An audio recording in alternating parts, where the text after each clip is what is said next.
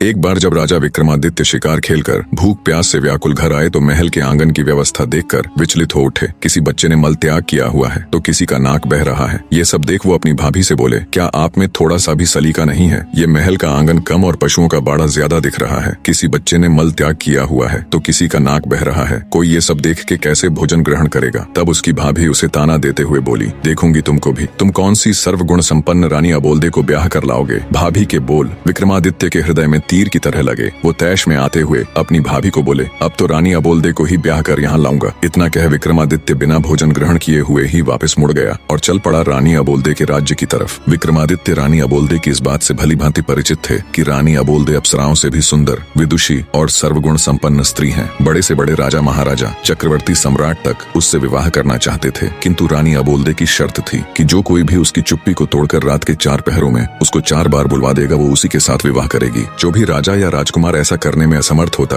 उसे रानी की कैद में रहने की सजा हो जाती। अब तक कोई भी राजा या राजकुमार 4 बार तो क्या, 1 बार भी रानी को नहीं बुलवा सके थे। 111 राजा व राजकुमार रानी को बुलवाने का ये असफल प्रयास कर चुके थे, जो अब उनकी कैद में पड़े थे। रानी अबोल्दे ने अपने महल के सामने एक बड़ा ढोल रखवा रखा था। जो कोई भी राजा या राजकुमार रानी से विवाह करने का इच्छुक होता, उसे डंके की चोट मार उस ढोल को बजाकर आगाज करना होता था। राजा विक्रमादित्य ने चलते चलते एक योजना बनाई। उसके पास 4 ऐसे अदृश्य वीर थे जो उनके हर हुक्म को मानते थे। राजा विक्रमादित्य उन वीरों के साथ शाम होने से पहले ही रानी अबोल्दे के महल के सामने पहुंच गया और डंका उठा, जोर से ढोल पर दे मारा। ढोल की आवाज सुनकर रानी ने अपने सेवकों को आदेश दिया, ढोल बजाने वाले को आदर सहित अतिथि गृह में ले जाए और उचित सत्कार किया जाए। रात का पहला पहर शुरू होने से पहले ही रानी अबोल्दे 16 श्रृंगार कर अपने महल में पलंग पर बैठ गई और सेवकों को आदेश दिया कि राजा विक्रमादित्य को उनके समक्ष लाया जाए। राजा विक्रमादित्य सेवकों के आग्रह पर रानी अबोल्दे के महल में आ गए और अपनी योजना के अनुसार अपने 4 अदृश्य वीरों को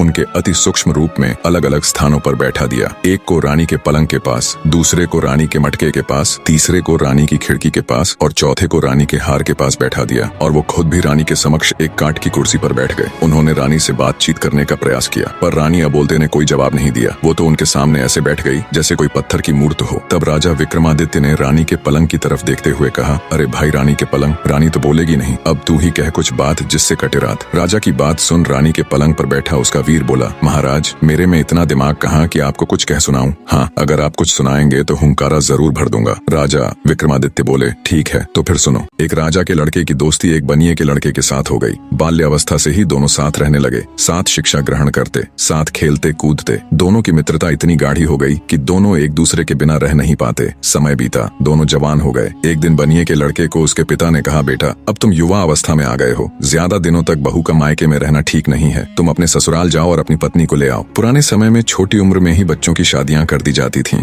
जब लड़का लड़की जवान हो जाते तब लड़का लड़की को अपने घर ले आता। बनिए के लड़के ने कहा, पिताजी मैं अपने मित्र राजकुमार जयराज को भी अपने साथ लेकर जाना चाहता हूँ। हमने एक दूसरे से वादा किया है कि हम दोनों एक दूसरे के बगैर कहीं नहीं जाएंगे। बनिया बोला, बेटा मुझे तो कोई परेशानी नहीं है, लेकिन ध्यान रखना तुम्हारी ससुराल में राजकुमार की आव भगत उसकी प्रतिष्ठा के अनुरूप ही हो। बनिए का लड़का चंद्रपाल अपने पिता से आगे आले राजकुमार के साथ अपनी ससुराल की तरफ चल पड़ा, पर मन ही मन उसे पिता की कही हुई बात खाई जा रही थी कि राजकुमार की खातिरदारी उसकी प्रतिष्ठा के अनुरूप न हुई तो कहीं उसे बुरा न लग जाए। रास्ते में एक देवी का मंदिर पड़ता था। मान्यता थी कि वहाँ जो कोई कुछ भी मांगता उसकी मुराद पूरी हो जाती। बनिया और राजकुमार भी जब मंदिर के सामने पहुँचे तो वो भी मंदिर में देवी दर्शन के लिए चले गए। चंद्रपाल ने मन ही मन हाथ जोड़ देवी से प्रार्थना की, हे देवी मेरे लिए मेरे मित्र से बढ़कर कुछ भी नहीं है। मेरी ससुराल में उसकी आव भगत उसकी प्रतिष्ठा के अनुरूप ही हुई तो वापस लौटते समय मैं आपको अपना सिर भेंट कर दूंगा। दोनों चल पड़े और कुछ समय की यात्रा के बाद चंद्रपाल यानी बनिए के लड़के की ससुराल पहुंच गए। चंद्रपाल का ससुर अपने शहर का बहुत बड़ा जाना माना साहूकार था। उनके पास किसी चीज की कोई कमी नहीं थी। उन्होंने अपने दामाद और उसके मित्र की खूब अच्छे से खातिरदारी की और 15 दिनों तक उन्हें जाने नहीं दिया तथा बड़े मान सम्मान के साथ उनकी आवभगत की, जिससे चंद्रपाल और राजकुमार बहुत प्रभावित हुए। 16वें दिन चंद्रपाल के बहुत कहने पर उन्होंने बड़े आदर सत्कार सहित अपनी बेटी के साथ उनको विदा कर दिया। रास्ते में राजकुमार ने अपने मित्र के आगे उसके ससुराल वालों की बड़ी प्रशंसा की। चलते चलते जब वे देवी के मंदिर के सामने पहुंचे तो बनिए का लड़का अपनी पत्नी और मित्र को थोड़ी देर रुकने के लिए कह मंदिर के अंदर चला गया और अपनी प्रतिज्ञा अनुसार उसने अपना सिर काटकर देवी के चरणों में अर्पित कर दिया। जब बहुत देर तक वो नहीं आया तो राजकुमार जयराज उसे देखने के लिए मंदिर गया। उसका कटा हुआ सिर देखकर उसके पैरों नीचे से जमीन खिसक गई। सोचा अगर मित्र ही जिंदा नहीं रहा तो मैं जीकर क्या करूंगा। उसने उसने भी अपना सिर कलम कर लिया। उधर जब नव विवाहिता चंद्रकला को बहुत देर इंतजार करते हो गई तो वो भी किसी अनहोनी की आशंका से मंदिर के अंदर गई। जब उसने वहाँ का नजारा देखा तो उसके होश उड़ गए। उसकी जोरदार चीख से वातावरण दहल उठा। रोते हुए वो देवी के सामने बोली,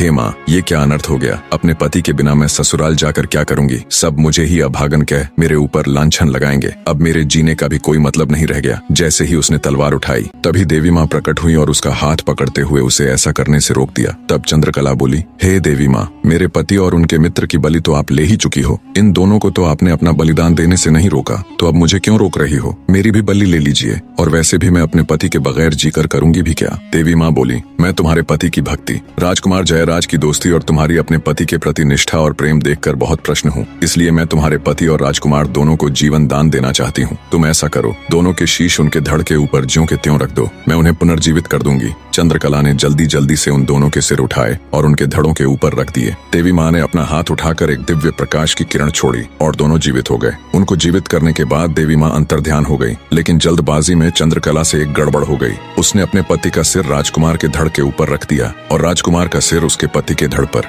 राजा विक्रमादित्य रानी के पलंग से बोले, रानी के पलंग बताओ, अब चंद्रकला किसकी पत्नी हुई? बनिए के लड़के चंद्रपाल के धड़ वाले की या फिर उसके शीश वाले की? रानी का पलंग बोला, महाराज, मेरे अंदर इतना दिमाग कहाँ कि मैं आपकी एक गुत्थी सुलझा पाऊं। मैं तो यहाँ पड़ा रहता हूँ एक तरफ। ना कभी रानी मुझे झड़काती है, ना कभी बिछाती है। मेरे ऊपर तो धूल जमी रहती है। ये सुन रानी अबोलदे गुस्से से बोली, रे पलंग, तेरी ये मजाल, हर रोज तुझे अच्छे से झड़काऊं, हर रोज तेरे ऊपर नई चद्दर बिछाऊं। तू मुझसे तो कभी बात करता नहीं और परदेसियों के साथ तू मेरी झूठी बुराई करता। सुबह होने दे, तेरे 18 टूक न करवाए तो कहना। फिर रानी राजा विक्रमादित्य से बोली, आपके न्याय के बहुत चर्चे सुने हैं, आप ही बताओ चंद्रकला किसकी हुई? तब राजा विक्रमादित्य बोले, हे रानी, चंद्रकला उसके पति के सिर वाले की हुई। रानी के बोलते ही राजा विक्रमादित्य बोले, मार रे ढोलिया ढोल का डंका। रानी अबोलदे एक बार बोली। ढोल वाले ने तेजी से ढोल पर डंका दे मारा। डंके की आवाज सुन जेल में पड़े रानी के कैदी भी खुश हो गए। आपस में फुसफुसाने लगे, लगता है आया है कोई मालिक का नेक बंदा जो रानी अबोलदे को 4 बार बुलवाकर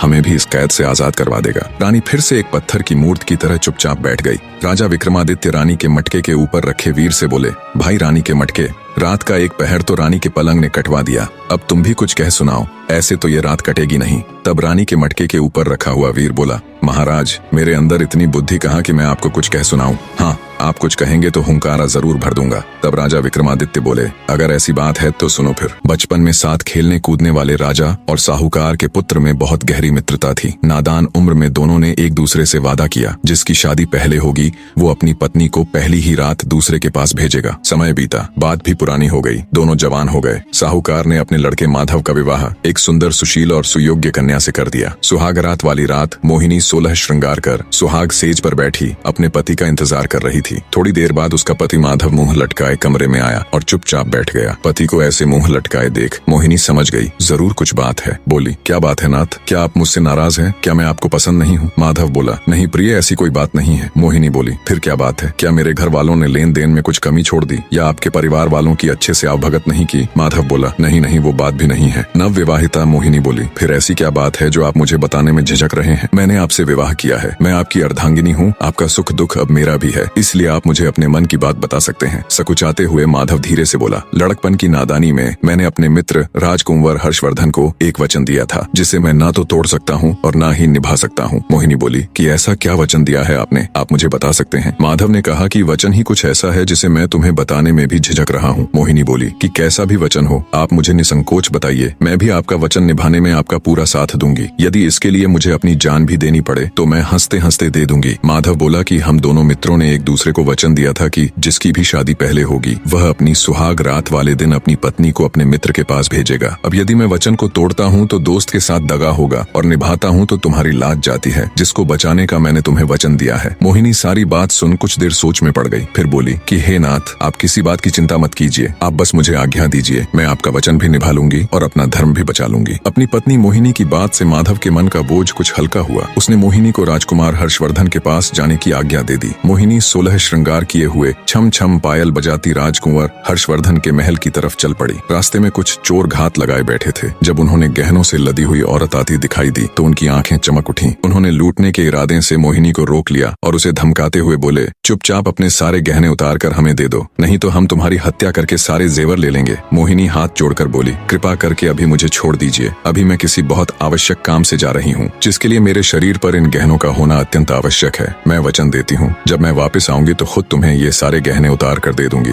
आपको दिया हुआ वचन मैं जरूर निभाऊंगी। चोरों ने कुछ सोच विचार कर उसे जाने दिया। मोहिनी जल्दी ही राजकुंवर हर्षवर्धन के महल की सीढ़ियां चढ़ती हुई उसके कक्ष के सामने पहुंच गई। मोहिनी जब अपनी पहली ही रात को किसी दूसरे आदमी के कमरे में जा रही थी, बस उसके मन में यही चल रहा था, कैसे भी करके अपनी पति का मान और अपनी लाज दोनों रखनी है। वो हर्षवर्धन के महल की सीढ़ियां चढ़ते हुए उसके कक्ष में पहुंच गई। राजकुमार हर्षवर्धन अपने कक्ष में अपने पलंग पर गहरी नींद में सो रहा था। मोहिनी ने उसके पैर का अंगूठा मरोड़कर उसे उठाते हुए कहा, जागो कुंवर सा जागो। राजकुमार हर्षवर्धन सकपका कर बैठा हो गया। अपने सामने 16 श्रृंगार किए किसी अप्सरा के समान सुंदर स्त्री को देखकर वह चौंक गया। लगा जैसे कोई सपना देख रहा हो। आंखों को बार बार मला तो देखा, ये सपना नहीं बल्कि हकीकत है। सच में एक सुंदर नार उसके सामने खड़ी है। उसने बड़ी विनम्रता से पूछा, हे देवी, आप कौन हैं और कहां से आई हो? इस तरह रात्रि के इस वक्त मेरे शयन कक्ष में आने का आपका प्रयोजन क्या है? तब मोहिनी ने कहा, मैं आपके मित्र माधव की नव विवाहिता पत्नी मोहिनी हूँ और उनका दिया वचन निभाने आई हूँ। हर्षवर्धन बोला, वचन? कैसा वचन? मोहिनी बोली, आपके और आपके मित्र के मध्य लड़कपन में यह तय हुआ था कि जिसकी शादी पहले होगी वह सुहागरात वाले दिन अपनी पत्नी को अपने मित्र के पास भेजेगा। बस उसी वचन को निभाने के लिए आपके मित्र माधव की आज्ञा से मैं यहाँ आपके पास आई हूँ। सब सुन राजकुमार हर्षवर्धन एक बार के लिए तो बिल्कुल सन्न रह गया। जब ध्यान किया तो सब याद कर वो बहुत शर्मिंदा हुआ। उसने हाथ जोड़कर कहा, हे देवी, मुझे माफ कर दीजिए। वो तो हमने नादानी में एक दूसरे से वादा कर दिया था। यह कोई वचन नहीं बल्कि हमारी बचपन की नादानी थी। मेरे मित्र की पत्नी तो मेरी भाभी हुई और भाभी तो माँ या बहन के समान होती है। मैं अपने बचपन की नादानी पर बहुत शर्मिंदा हूँ। मैं आज से ही आपको अपनी धर्म की बहन बनाता हूँ। इतना कहकर राजकुंवर हर्षवर्धन ने मोहिनी को चुनरी और हीरे मोतियों से भरा हुआ थाल देकर उसी समय विदा कर दिया। मोहिनी वापस अपने घर की तरफ चल पड़ी। रास्ते में वही चोर उसका इंतजार कर रहे थे। उसकी पायल की आवाज सुनकर वे रुक गए कि कहीं वह अपने साथ सिपाहियों को तो नहीं लेकर आई है। जब उन्हें इस बात की तसल्ली हो गई कि वह अकेली ही है तो उन्होंने आपस में चर्चा करते हुए कहा, अरे भाई, यह औरत तो सच में अपने वचन की पक्की है। इतने में मोहिनी उनके पास पहुंच गई। उसने राजकुमार हर्षवर्धन का दिया हीरे मोतियों का थाल भी उन्हें देते हुए कहा कि यह भी रख लीजिए, ये भी आपके भाग्य में ही था। रुकिए, मैं अभी अपने सारे गहने उतार कर आपको देती हूँ। इतना कहकर वह अपने गहने उतारने लगी। चोरों के आश्चर्य की सीमा नहीं थी। उन्होंने उसे रोकते हुए कहा, जरा रुको, पहले तुम हमें यह बताओ कि तुम कहाँ गई थी और यह हीरे मोतियों से भरा हुआ थाल तुम्हें कहाँ से मिला? तब मोहिनी ने उनको अपनी पूरी कहानी विस्तार से बताई। सारी बात सुनने के पश्चात चोरों ने हाथ जोड़ते हुए कहा, हे देवी, आप धन्य हैं जो अपनी लाज की चिंता न करके अपने पति का मान बचाने के लिए इतना बड़ा कदम उठाया। आप जैसी चरित्रवान स्त्री को तो हम भी अपनी बहन बनाना चाहते हैं। क्या आप हम जैसे पापियों को अपने भाई के रूप में स्वीकार करने का सम्मान देंगी? मोहिनी की स्वीकृति मिलने पर चोरों ने उसे हीरे जवाहरात से भरा हुआ थाल वापस कर दिया और साथ में लूटा हुआ धन भी दे दिया तथा सम्मान पूर्वक उसे उसके घर तक पहुंचा दिया। इतनी कहानी कहकर राजा विक्रमादित्य रानी के मटके से बोले, बताओ रानी के मटके किसका त्याग बड़ा है, चोरों का या राजकुमार हर्षवर्धन का? मटके के ऊपर रखा हुआ वीर बोला,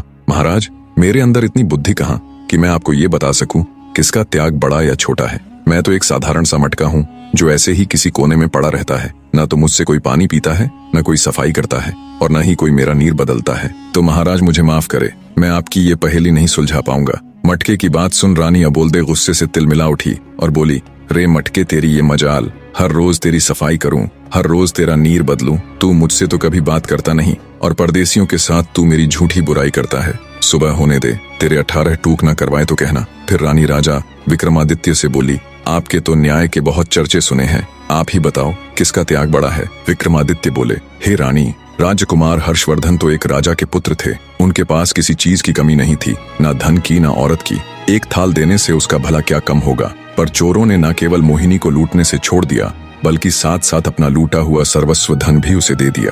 तो चोरों का त्याग राजकुमार हर्षवर्धन से बड़ा था। राजा विक्रमादित्य की बात से पूरी तरह सहमत हो रानी एक बार फिर से सतर्क होकर बैठ गई। राजा विक्रमादित्य ने मुस्कुराते हुए कहा, मार रे ढोलिया ढोल को डंका। रानी अबोलदे दूसरी बार बोली।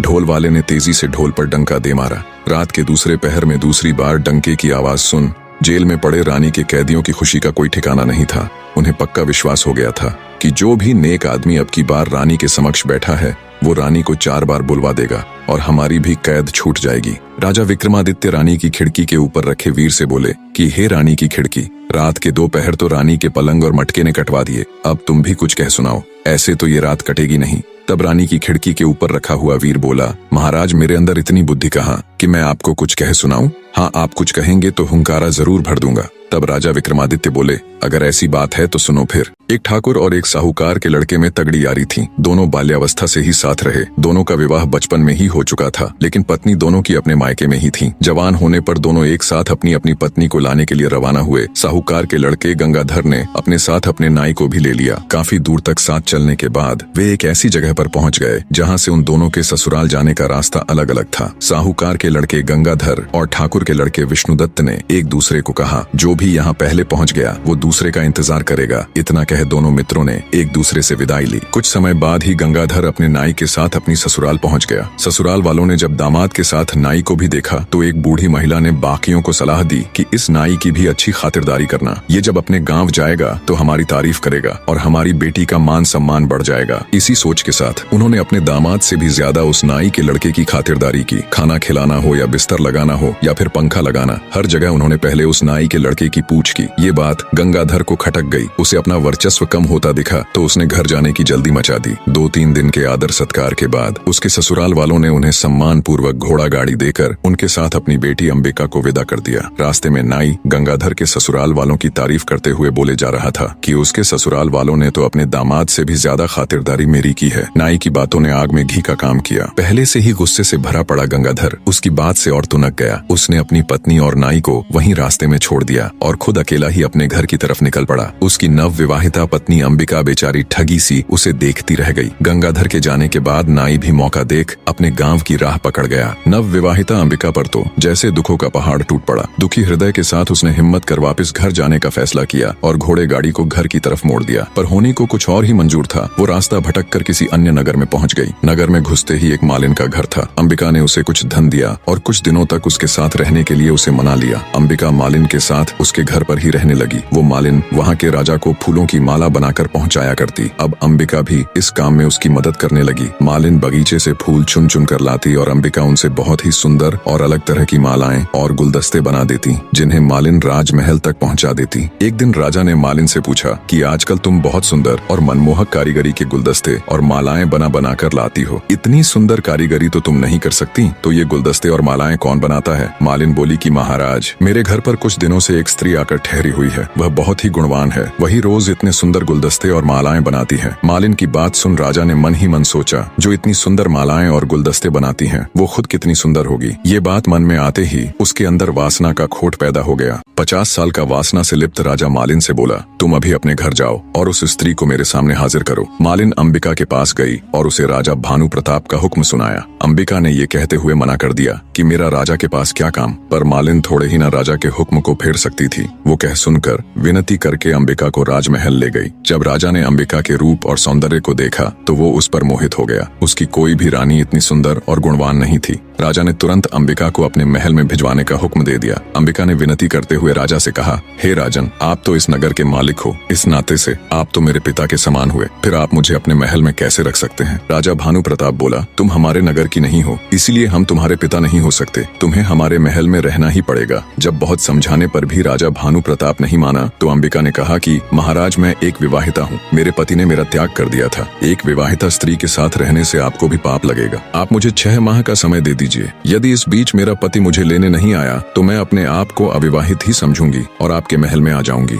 यह सुनकर राजा ने उसे 6 माह का समय दे तो दिया, लेकिन उसे नगर के बाहर एक एकांत महल में नजरबंद कर दिया। अंबिका रोज महल के झरोखे से मार्ग पर देखती रहती कि कभी कोई भूलने से ही उसके मायके या ससुराल से उस ओर आ जाए तो वह उसके साथ अपने हाल का संदेश भिजवा सके। उधर ठाकुर विष्णुदत्त अपनी पत्नी के साथ तय की हुई जगह पर अपने दोस्त का इंतजार कर रहा था। जब गंगाधर अपनी पत्नी का परित्याग करके अकेला ही उधर पहुंचा तो उसे अकेले आते देख विष्णुदत्त बोला, अरे मित्र, तुम अकेले कैसे चले आ रहे हो? मेरी भाभी को कहाँ छोड़ आए? तब गंगाधर ने उसे सारा वाक्य कह सुनाया। सब सुन गुस्से से विष्णुदत्त उसे धिक्कारते हुए बोला, धिक्कार है मित्र, किसी और के अपराध का दंड तुमने अपनी निर्दोष पत्नी को दे दिया। यदि उसके घर वालों ने तुम्हारे नाई की खातिर तुमसे ज्यादा कर दी तो इसमें भाभी का क्या दोष था? इतनी सी बात पर क्या कोई अपनी पत्नी को छोड़ देता है? हमें अभी वापस चलकर भाभी को ले आना चाहिए। गंगाधर ने विष्णुदत्त की बात मान ली। विष्णुदत्त ने अपनी पत्नी को पास ही एक गांव में ठहरा दिया और स्वयं गंगाधर के साथ उसकी पत्नी अंबिका को लाने के लिए निकल पड़ा। गंगाधर ने अपनी ससुराल में लोगों से पता किया तो उसे मालूम हुआ कि उसकी पत्नी अपने मायके नहीं पहुंची थी। ससुराल में ना जाकर वो वहीं से विष्णुदत्त के साथ अंबिका की तलाश में निकल पड़ा। ढूंढते ढूंढते वे दोनों भी उसी नगर में पहुंच गए। अंबिका ने जब महल के झरोखे से उन्हें आते देखा तो तुरंत उसने अपने पति को पहचान लिया और महल के सेवकों से कहकर उन्हें महल में बुला लिया। महल में पहुंचने पर विष्णुदत्त ने अंबिका को अपना परिचय दिया और कहा, भाभी, मेरे मित्र से गुस्से में आपको छोड़ने का अपराध हो गया। वह अपनी करनी पर शर्मिंदा है। अब आप भी बीती बातें भूल जाओ और हमारे साथ अपने घर चलो। गंगाधर ने भी अंबिका से माफी मांगी और चलने के लिए कहा। तब अंबिका ने उन दोनों को अपने साथ घटी सारी बातें विस्तार से बताई और कहा कि पहले हम दोनों को राजा के सामने जाकर उनसे आज्ञा लेनी होगी। वे दोनों राजा के सामने गए। अंबिका ने राजा से कहा कि महाराज, मेरे पति मुझे लेने के लिए आ गए हैं, इसलिए कृपया अब आप हमें जाने की इजाजत दे दीजिए। राजा ने भी अपने वचन का पालन करते हुए अंबिका को अपने पति के साथ जाने की अनुमति दे दी। वे तीनों वहाँ से निकल पड़े। रास्ते में काशीनाथ ने अपनी पत्नी गौरी को भी अपने साथ ले लिया और सभी अपने नगर में आ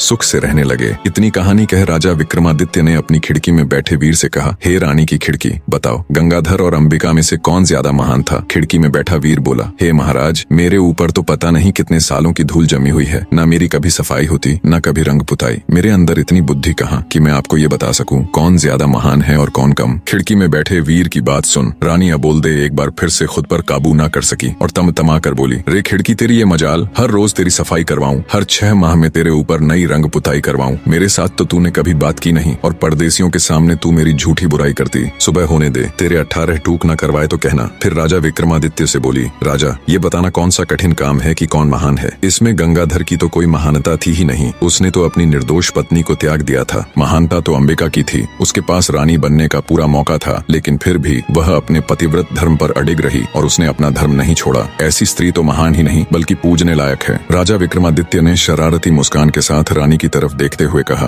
आपने बिल्कुल सही कहा रानी, मैं तो आपका कायल हो गया। फिर राजा विक्रमादित्य ने ढोल वाले से कहा, मार रे ढोलिया ढोल को डंका। रानी अबोलदे तीसरी बार बोली। ढोल वाले ने तेजी से ढोल पर डंका दे मारा। तीसरे डंके की आवाज सुन रानी की कैद में पड़े कैदी खुशी से नाचने गाने लगे। उन्हें पूरा यकीन हो चला था कि उनकी आजादी के बीच अब बस एक पहर और है। इधर रानी अबोलदे भी अब की बार पूरी सजग होकर बैठ गई। उसने मन में निश्चय कर लिया कि अब चाहे कुछ भी हो जाए वो चौथी बार नहीं बोलेगी। विक्रमादित्य बोले, भाई, रानी के हार, रात के 3 पहर तो बड़े आराम से कट गए, अब तू भी कुछ सुना जिससे ये आखिरी पहर भी कट जाए। रानी का हार बोला, महाराज, मेरे अंदर इतनी बुद्धि नहीं कि मैं आपको कुछ कह सुनाऊं। हाँ, हुंकारा जरूर भर लूंगा। राजा बोला, ठीक है। 4 दोस्त थे। उनमें एक ब्राह्मण, एक खाती, एक दर्जी और एक सुनार था। एक दिन चारों सलाह मशवरा कर धन कमाने के लिए परदेश चल पड़े। चलते चलते जब शाम हो गई तो वो सब एक जगह ठहर गए। उन्होंने रात को वहीं रुकने का फैसला किया। तय हुआ कि इलाका सुनसान होने के कारण रात के 4 पहरों में बारी बारी सब पहरा देंगे। सबसे पहले पहरा देने का नंबर आया खाती के लड़के का। तीनों सो गए और वो पहरा देने के लिए बैठ गया। बैठे बैठे उसे पास में पड़ा एक बड़ा सा लकड़ी का टुकड़ा दिखाई दिया। सोचा क्यों ना कुछ कारस्तानी की जाए, नींद भी दूर हो जाएगी। उसने अपने औजार निकाले और उस बड़े से लकड़ी के टुकड़े को संवारने लगा। रात का पहला पहर खत्म होते होते उसने उस लकड़ी के टुकड़े को तराश कर एक सुंदर स्त्री का पुतला बना खड़ा कर दिया और दर्जी के लड़के को उठाकर खुद सो गया। जब दर्जी का लड़का बैठकर पहरेदारी करने लगा तभी उसे प्रतीत हुआ कि सामने कोई खड़ा हुआ है। पास जाकर देखा तो एक काठ का पुतला है। पुतले को देख मन ही मन खुद से कहा, क्या खूब कारीगरी की है खाती के लड़के ने, पर मैं भी किसी से कम नहीं। उसने भी अपने सामान से वस्त्र और सुई धागा निकाला और लग गया। रात का दूसरा पहर खत्म होते होते उसने एक सुंदर सी वेशभूषा बनाकर उस स्त्री के पुतले को वो पोशाक और चूड़ियां पहना दी। अब पहरेदारी की बारी थी सुनार के लड़के की, तो वो उसे जगाकर सो गया। नींद तोड़ने के लिए सुनार ने ठंडे पानी से मुंह धोया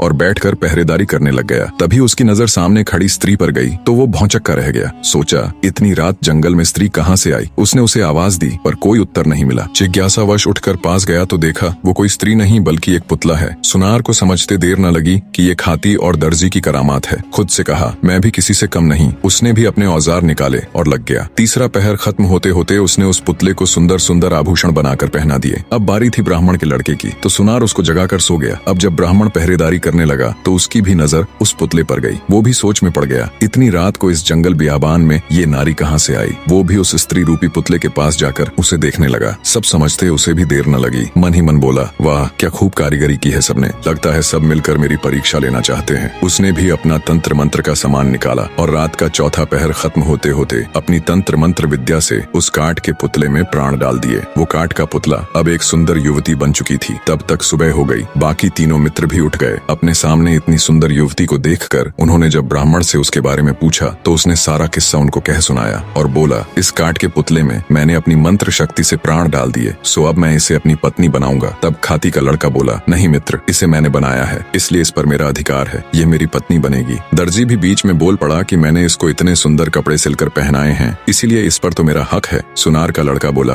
कि ऐसा कैसे हो सकता है, मैंने इसे सुंदर सुंदर आभूषण बनाकर पहनाए हैं, इसलिए ये मेरी ही पत्नी बनेगी। खूबसूरत नारी के लिए चारों पुरुष आपस में झगड़ा करने लगे। इतनी कहानी सुनाने के बाद राजा विक्रमादित्य ने हार से कहा, बताओ भाई रानी के हार, उस स्त्री पर सबसे ज्यादा हक किसका हुआ? रानी के हार के ऊपर बैठा हुआ वीर बोला, महाराज, मैं तो रानी का एक तुच्छ सा हार हूँ, जिसे रानी ने मन किया तो पहन लिया, नहीं तो फेंक दिया। मेरे अंदर इतनी बुद्धि नहीं कि मैं आपको ये बता सकूं कि उस युवती पर किसका हक ज्यादा है। हार पर बैठे वीर की बात सुन रानी अबोल्दे को गुस्सा तो बहुत आया, पर वो अपने गुस्से को पी गई और कुछ भी न बोली। जब विक्रमादित्य ने देखा कि रानी तो कुछ बोली ही नहीं और रात का चौथा पहर खत्म होने में बस कुछ ही समय बाकी है, कुछ सोचते हुए वे बोले, सुनो रानी के हार, उस युवती पर सबसे ज्यादा हक उस ब्राह्मण के लड़के का है, जिसने उस पुतले में प्राण डालकर उसे जीवित किया। राजा की बात सुन रानी के हार पर बैठा वीर तुरंत बोल पड़ा, क्या बात है राजन, क्या खूब न्याय किया है, आपकी तो जय जयकार होनी चाहिए। हार में बैठा वीर बोला, बोलो राजा विक्रमादित्य की जय। बाकी के तीनों वीर भी राजा विक्रमादित्य की जय जयकार करने लगे।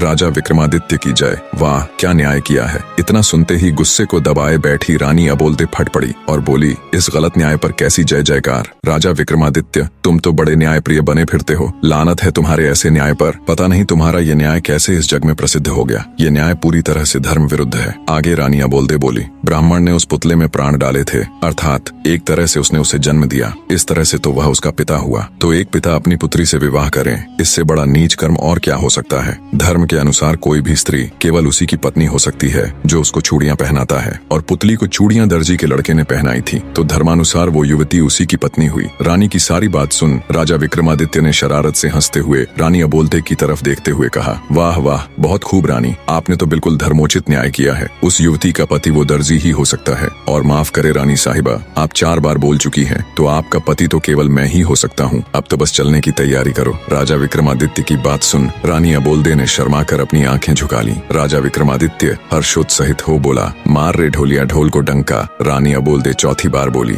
ढोलिये ने डंका उठा ढोल पर दे मारा। रानी अबोल्दे ने वायदे के अनुसार उसकी कैद में बंद सभी राजाओं और राजकुमारों को सम्मान सहित उनका राजपाट लौटाते हुए उनको मुक्त कर दिया। बड़े धूमधाम से रानी अबोल्दे की शादी राजा विक्रमादित्य के साथ हो गई। राजा विक्रमादित्य जब रानी अबोल्दे को ले उज्जैन नगर पहुँचे तो उनको ताना देने वाली भाभी ने भी उनको अभिवादन देते हुए कहा, मान गए देवर्षा, जो आपने कहा था वो कर दिखाया। कहानी का निष्कर्ष जानने से पहले कमेंट करके कहानी कैसी लगी और अगली कहानी किस टॉपिक पर सुनना चाहोगे जरूर बताएं। निष्कर्ष, जीवन में सत्य, न्याय और धर्म का पालन सबसे महत्वपूर्ण होता है। जब चारों पात्र अपनी अपनी इच्छाओं और स्वार्थों के अनुसार कार्य करते हैं तो उनका संघर्ष अंततः उनके भीतर के सही और गलत के बोध को उजागर करता है। राजा विक्रमादित्य की न्यायप्रियता और रानी अबोल्दे का धर्म के प्रति अडिग विश्वास दर्शाता है कि सही रास्ता चुनने के लिए आत्म संवेदनशीलता और विवेक आवश्यक है। यह कहानी यह भी सिखाती है कि किसी भी परिस्थिति में ईमानदारी, प्यार और समझौते के जरिए ही हम अपने जीवन को संतुलित और आध्यात्मिक रूप से पूर्ण बना सकते हैं। भगवान का न्याय हमेशा सही होता है और आत्मिक शांति पाने के लिए हमें अपने कर्मों और विचारों को शुद्ध करना चाहिए। कहानी में अंत तक जुड़े रहने के लिए